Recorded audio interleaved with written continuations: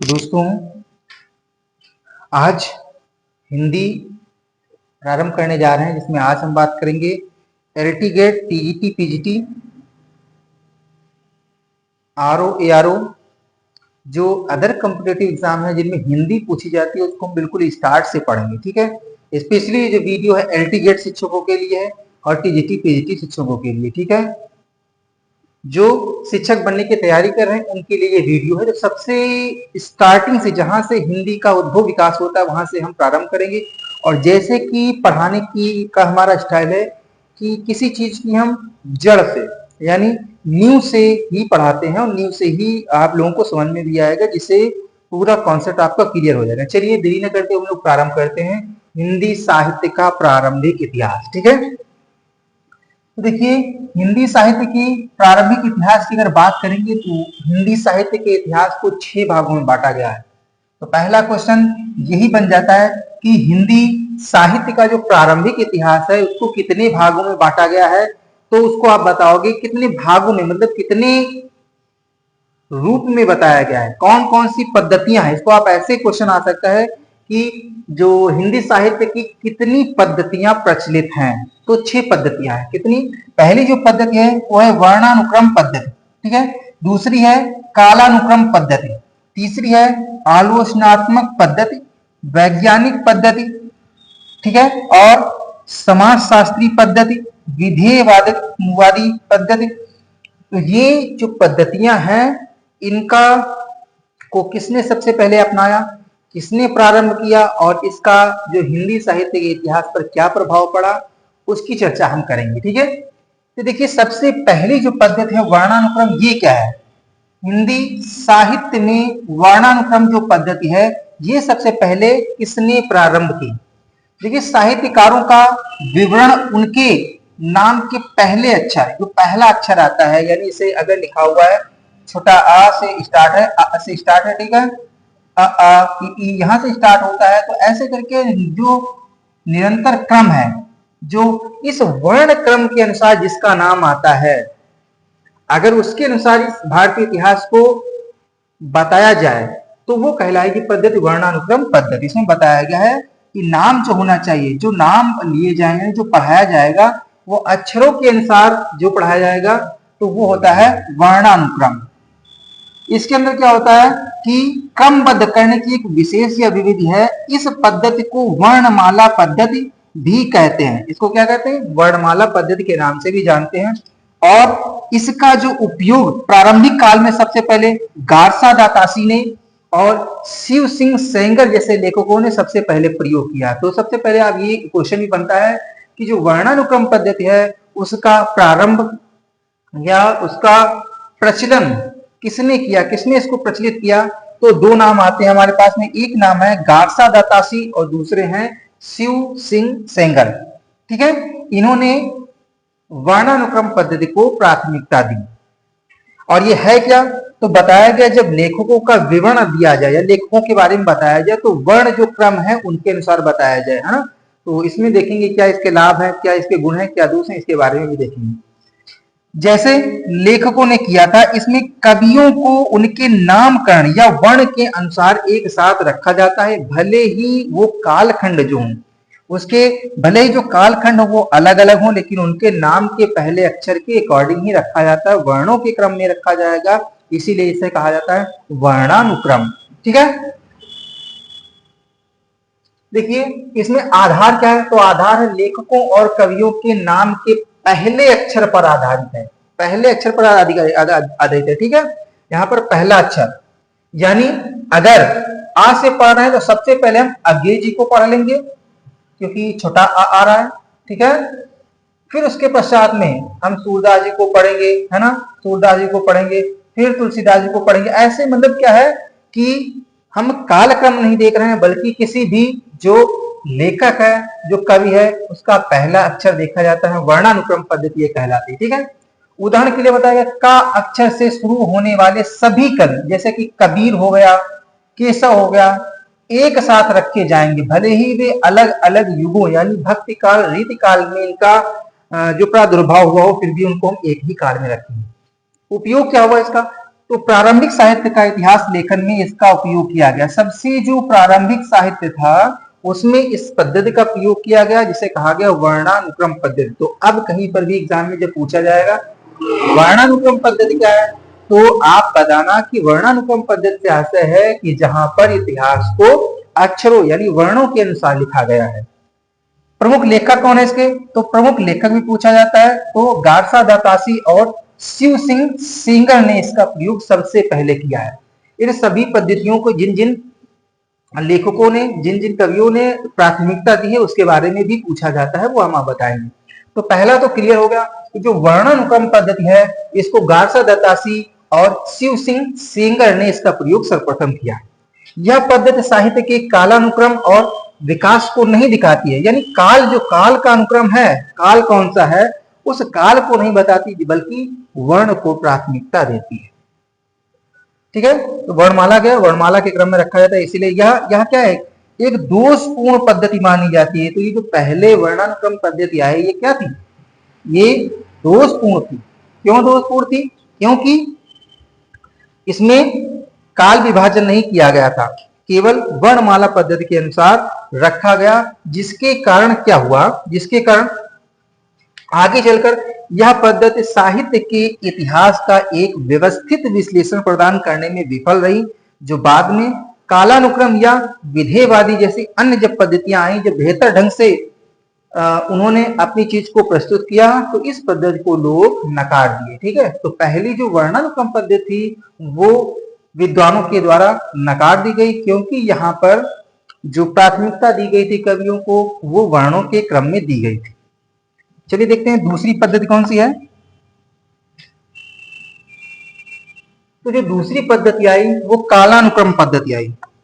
कौन सी पद्धति दोस्तों, तो कालानुक्रम पद्धति आई। ये क्या थी, देखिए कालानुक्रम पद्धति, कालानुक्रम जो पद्धति में हिंदी साहित्य के इतिहास, हिंदी साहित्य का जो इतिहास रचना काल के आधार पर लिखा जाता है। अब यहां का क्या बता दिया गया, कालानुक्रम में बता दिया कि केवल काल के आधार पर ही साहित्य रचना लिखी जाती है, जिसमें लेखकों और उनकी रचनाओं को उनके समय के अनुसार क्रमबद्ध किया जाता था। अब यहां पर क्या कर दिया गया, थोड़ा सा सुधार किया गया, और जो लेखक आए ना, जो लेखक आए या उनकी जो रचनाएं आई, रचनाओं को उनको जो समय चल रहा था उस समय के अनुसार बांट दिया गया। इस पद्धति के अनुसार साहित्य की विकास की दिशा को समझना आसान हो गया। तो थोड़ा तो आसान हो गया, क्या आसान हो गया, आसान ये हो गया कि अब जो स्थिति, यानी जो उदाहरण के लिए देखो, सबसे पहले अमीर खुसरो आए तो अमीर खुसरो के बारे में बता दिया गया, उसके बाद में सूरदास जी है तो सूरदास के बारे में बताया गया, फिर तुलसीदास के बारे में बताया गया, फिर केशवदास के बारे में बताया गया। तो ऐसे करके काल के अनुसार जो राइटर आए, समय समय पर जो राइटर आए उनके अनुसार इसको व्यवस्थित कर दिया गया। ठीक है, तो दूसरी क्या थी, जिस पद्धति में, इस पद्धति में क्या हुआ, रचनाकारों का परिचय उनके जन्म काल के अनुसार दिया गया। तो यहां पर क्या मान लिया गया, यहां पर माना गया दोस्तों जन्म काल के अनुसार। तो इस पद्धति को क्या कहा गया, कालानुक्रम पद्धति बोला गया। क्लियर हुआ, तो कालानुक्रम पद्धति क्या है, जहां पर जन्म काल के अनुसार साहित्य का वर्णन किया गया, जन्म काल के अनुसार किया गया। ठीक है, अब देखो यह पद्धति इतिहास लेखन की सबसे लोकप्रिय पद्धति व प्रचलित पद्धति, उस समय की बहुत ही प्रचलित पद्धति मानी गई कालानुक्रम पद्धति, जिसमें एक सीक्वेंस था और जिसमें जैसे जैसे कि कवि आए और उनकी रचनाओं को संग्रहित किया गया। इसका सबसे पहले जो प्रकाशन किया गया था वो किया गया था, अब देखिए इसमें क्या आया, क्या तो हिंदी साहित्य के इतिहास के लेखन में इस पद्धति का प्रयोग सबसे पहले किसने किया, तो ये प्रयोग किया जॉर्ज अब्राहम ग्रेसर ने किया। तो अब हम बात करेंगे आलोचनात्मक पद्धति। ठीक है, आलोचनात्मक पद्धति क्या है इसके बारे में देखेंगे। देखिए आलोचनात्मक जो पद्धति है, आलोचनात्मक साहित्य पद्धति है, इसको क्रिटिकल लिटरेरी मेथड बोलते हैं। एक साहित्यिक अध्ययन विधि है जिसमें किसी साहित्यिक कृति, जो साहित्यिक कृति है उसकी गहराई से क्या करते हैं, उसका विश्लेषण करते हैं, मूल्यांकन करते हैं उसकी, और उसकी व्याख्या की जाती है। और व्याख्या करने के बाद में क्या किया जाता है, उनके जो गुण और दोष हैं उनके संदर्भ में उसके अर्थों को समझना होता है, ताकि पाठक की समझ गहरी हो सके, साहित्य के विकास में इसे योगदान मिल सके। तो गुण और दोषों को समझना आलोचनात्मक पद्धति कहलाती है। ठीक है, साहित्य के गुण और जो इसके दोष हैं, इन चीजों को समझना ही साहित्यिक पद्धति कहलाती है। और इसके लिए इस पद्धति में साक्ष्यों का भी उपयोग किया जाता है। ठीक है, सबसे पहले जो ये आलोचनात्मक पद्धति है, इसका प्रयोग किसने किया, तो सबसे पहले इसका प्रयोग किया है राम कुमार वर्मा जी ने। राम कुमार वर्मा जी ने इस आलोचनात्मक पद्धति को अपनाया, और इन्होंने सबसे पहले जैसे बताया कि जो गोस्वामी तुलसीदास जी की रामचरितमानस है, इसको अन्य रचनाओं से श्रेष्ठ माना। तो पहले उसके बारे में जाना, उसके गुणों को देखा, दूसरे जो ग्रंथ थे, जो महाकाव्य थे, इनसे कंपेयर करने के बाद तब पता लगता है कि जो आलोचनात्मक पद्धति है उसमें गुण दोषों को पता लगाया जाता है। ठीक है, तो इस प्रकार से ये जो पद्धतियां हैं वो आरंभिक जो हिंदी साहित्य का इतिहास है उसको समझने के लिए बहुत महत्वपूर्ण है, और यहीं से क्वेश्चन बनते हैं, तो इसको हम अच्छी तरीके से पढ़ लेंगे। ठीक है, अब देखिए कौन सी पद्धति आई, अब पद्धति आई वैज्ञानिक पद्धति। तो वैज्ञानिक पद्धति को याद करने के लिए ट्रिक है कि सबसे पहले शंकर जी ने क्या किया था, भगवान गणेश का सर काट दिया था। उसके बाद में उन्होंने देवताओं से कहा कि जाइए, आपको जो भी जीव मिल जाए उसका सर ले आइए। तो देवतागण जाते हैं और रास्ते में जो गज का यानी हाथी का जो बच्चा होता है उसका सिर ले आते हैं, तो उसको ज्वाइन कर दिया जाता है। तो ये संभव, और गणेश जो भगवान का जो सिर होता है वो गज के रूप में हो जाता है। तो ये क्यों संभव हुआ, ये संभव हुआ वैज्ञानिक पद्धति से। ये समझने का केवल एक आशय। ठीक है, तो वैज्ञानिक पद्धति गणपति जी से क्या हो गया, गणपति चंद्रगुप्त, डॉक्टर गणपति चंद्रगुप्त ने वैज्ञानिक पद्धति को स्वीकारा। इन्होंने कहा, इन्होंने वैज्ञानिक पद्धति इतिहास लेखन की वह पद्धति है जिसमें शास्त्रीय मान्यताओं, ये शास्त्रीय मान्यता है, ठीक है, भाषा उसकी हो गई, विज्ञान तथा काव्य शास्त्र जो आज के आधार पर रचनाओं का मूल्यांकन किया जाता है उसे ही कहते हैं वैज्ञानिक पद्धति। ठीक है, तो वैज्ञानिक पद्धति क्या हुई, वैज्ञानिक पद्धति को सबसे पहले किसने प्रयोग किया, तो डॉक्टर गणपति चंद्रगुप्त ने, जो कि एग्जाम में आया हुआ क्वेश्चन है। ठीक है, और इसको उन्होंने एक अपना ग्रंथ लिखा, साहित्य लिखा। डॉक्टर गणपति चंद्रगुप्त ने हिंदी साहित्य का वैज्ञानिक इतिहास, हिंदी साहित्य का वैज्ञानिक इतिहास, ये एक साहित्य लिखा और उसमें अपनी इस पद्धति का प्रयोग किया, बताया उसके बारे में। ठीक है, इसके बाद देखेंगे समाज शास्त्री पद्धति। तो समाज शास्त्री पद्धति का मेन जो आधार होता है वो समाज में जो आप काव्य लिख रहे हैं, जो काव्य लिखे गए हैं, उनका समाज पर क्या प्रभाव पड़ता है, इस चीज के बारे में बताया गया समाज शास्त्री पद्धति में। और इस चीज को बताया है आचार्य हजारी प्रसाद द्विवेदी जी ने। ठीक है, समाज शास्त्री पद्धति जो होती है वह जिसमें रचनाकारों का मूल्यांकन जो समाज पर प्रभाव पड़ता है उसके आधार पर किया जाता है। ठीक है, तो जैसे कि मैंने बताया था कि जैसे जयचंद के दरबार में बिहारी लाल रहते थे। जयचंद जो अपनी नवविवाहिता पत्नी के साथ में इतना मग्न हो जाते हैं, इतना संलग्न हो जाते हैं कि वो प्रजा को भूल जाते हैं। तो इसीलिए बिहारी ने एक दोहा केवल लिखा था और उस दोहे को पढ़ करके जयचंद की आंखें खुल गई थी और उन्होंने फिर से अपना राज्य, अपनी प्रजा की रक्षा की, प्रजा को देखना प्रारंभ कर दिया है ना। उन्होंने लिखा था, नहीं पराग नहीं मधुर मधु, नहीं विकास यही काल, अली कली सो विंध्यो आगे कौन हवाल। तो इस प्रकार से उन्होंने एक दोहा लिखा और दोहे से ही आंखें खुल गए। तो आचार्य हजारी प्रसाद द्विवेदी जी ने बताया कि जो समाज का आधार होता है वो साहित्य होता है, साहित्य को पढ़कर ही समाज बदलता है। तो ये चीज किसने बताई, ये बताई जो समाज शास्त्री पद्धति किसने दी, ये दिया आचार्य हजारी प्रसाद द्विवेदी जी ने। ठीक है, आचार्य हजारी प्रसाद द्विवेदी जी ने 3 साहित्य लिखे। पहला लिखा हिंदी साहित्य की भूमिका, याद रखना कई बार एग्जाम में आया हुआ। तो हिंदी साहित्य की भूमिका, हिंदी साहित्य का उद्भव एवं विकास, हिंदी साहित्य का आदिकाल, ये तीन रचनाएं उन्होंने लिखी, ठीक है। तीन रचनाएं किसने लिखी? आचार्य हजारी प्रसाद द्विवेदी। याद रखना क्या है, पहला क्या है? भूमिका, यानी हिंदी साहित्य की भूमिका, भूमिका होगी तो उसका विकास होगा, विकास यानी आदिकाल का, ठीक है। तो ये तीन रचनाएं लिखी गई आचार्य हजारी प्रसाद द्विवेदी के द्वारा, ठीक है। और आगे देखते हैं। अब ये छठी और अंतिम जो पद्धति आई वो आई विधेयवादी पद्धति, ठीक है। विधेयवादी जो पद्धति है उसको आचार्य रामचंद्र शुक्ल ने अपने साहित्य में बताया। ये क्या पद्धति है? देखिए अभी तक मैंने जितने भी आपने पद्धतियां पढ़ी उसमें कहीं ना कहीं कुछ दोष था।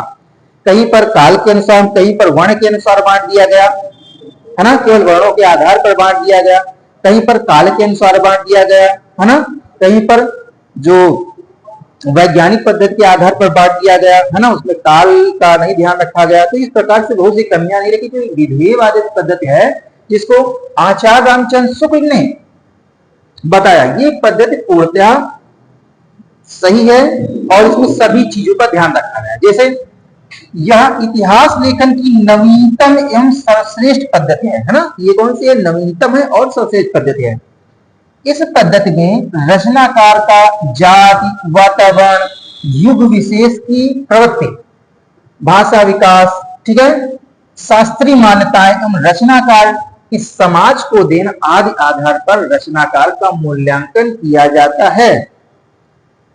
इसे क्या कहते हैं? विधेयवादी पद्धति, ठीक है। तो विधेयवादी पद्धति आपको समझ में आ गया होगा, ठीक है। विधेयवादी पद्धति क्या है? जिसमें जाति, वातावरण, युग, है ना, सभी चीजों का को देखा जाए। इस पद्धति को किसने बताया? आचार्य रामचंद्र शुक्ल, है ना, शुक्ल जी ने बताया। समाजशास्त्री पद्धति को किसने बताया? आचार्य हजारी प्रसाद द्विवेदी जी ने, ठीक है। आलोचनात्मक पद्धति किसने प्रयोग की? रामकुमार वर्मा जी ने। तो इस प्रकार से इन चीजों को याद रखेंगे। अच्छा ये है क्या? ये है ये जो विधेयवादी पद्धति, इसमें बताया गया कि सबसे पहले जो भाषा का यूज किया जाता था वो संस्कृत भाषा का यूज किया जाता था। संस्कृत दो रूपों में बोली जाती थी, एक तो थी लौकिक और एक थी वैदिक, वैदिक और लौकिक, है ना।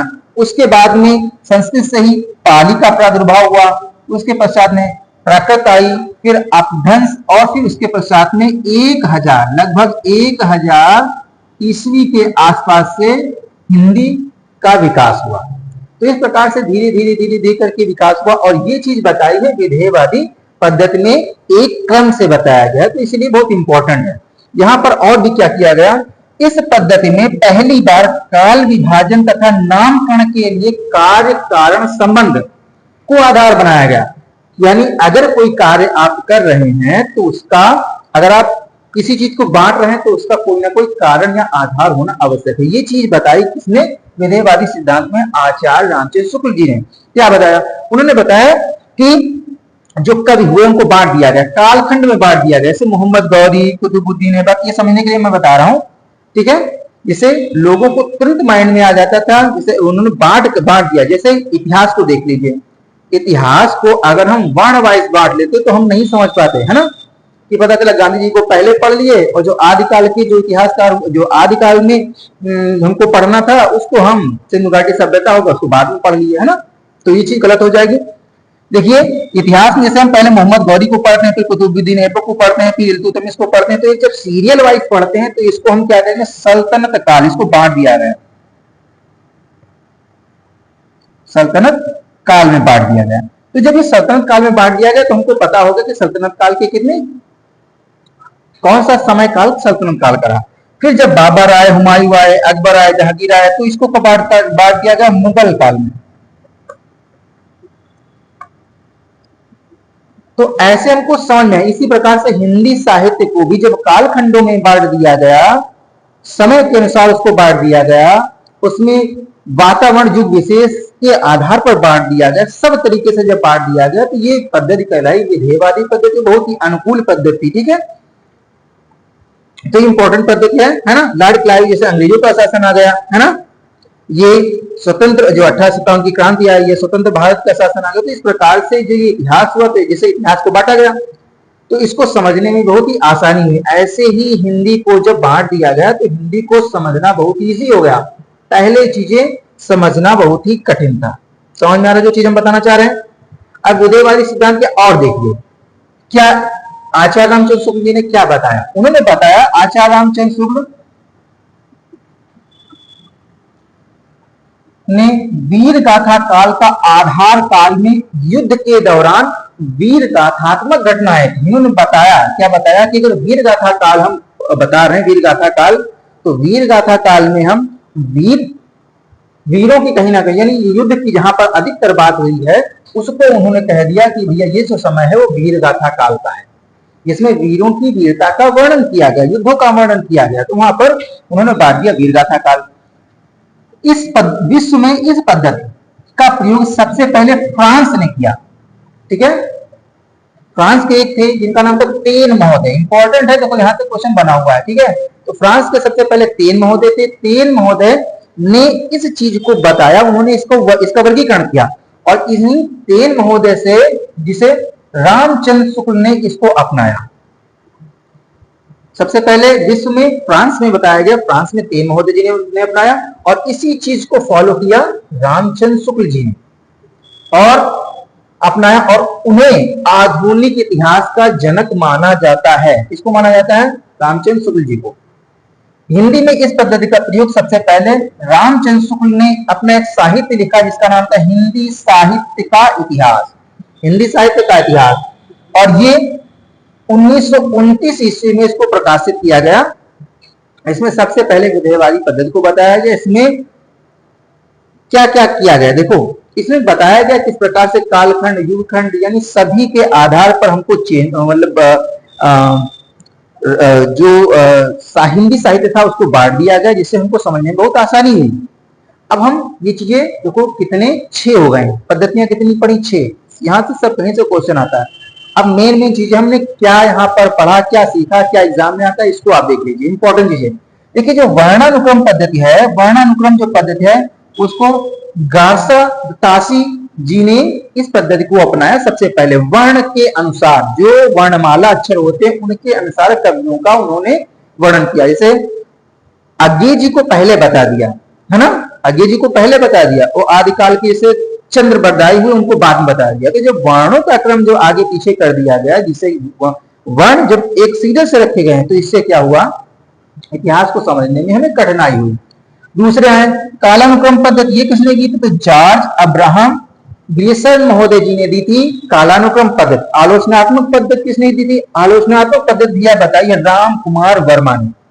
ठीक है, फिर वैज्ञानिक पद्धति डॉक्टर गणपति चंद्र गुप्त ने, मैंने बताया था है ना। समाज शास्त्री पद्धति हजारी प्रसाद द्विवेदी जी ने दी है और विधेयवादी जो पद्धति है वो दिया है रामचंद्र शुक्ल जी ने। तो इसको आप स्क्रीनशॉट ले लीजिए, इंपॉर्टेंट है, मैं पीडीएफ भी प्रोवाइड करा दूंगा। ठीक है, चलिए आगे देखते हैं। और अच्छा तो ठीक है, ये इतना हो गया, वीडियो भी काफी लंबी हो गई। अब इसके पश्चात में सेकंड वीडियो में हम देखेंगे किस प्रकार से जो भारतीय हिंदी साहित्य है उसका विकास हुआ, हम आगे पढ़ेंगे। इसमें हम लोग पढ़ेंगे पहले गार्सा दत्तासी को, फिर जॉर्ज अब्राहम ग्रेसन को पढ़ेंगे है ना, फिर मिस्र बंधु को पढ़ेंगे, ऐसे धीरे धीरे करके पढ़ेंगे जिससे पूरा हमारा हिस्ट्री कंप्लीट हो जाएगी। ठीक है, तो अगर वीडियो आपको अच्छा लगा हो तो लाइक कर दीजिए वीडियो को और चैनल को सब्सक्राइब कर लीजिए। मिलते हैं नेक्स्ट वीडियो में।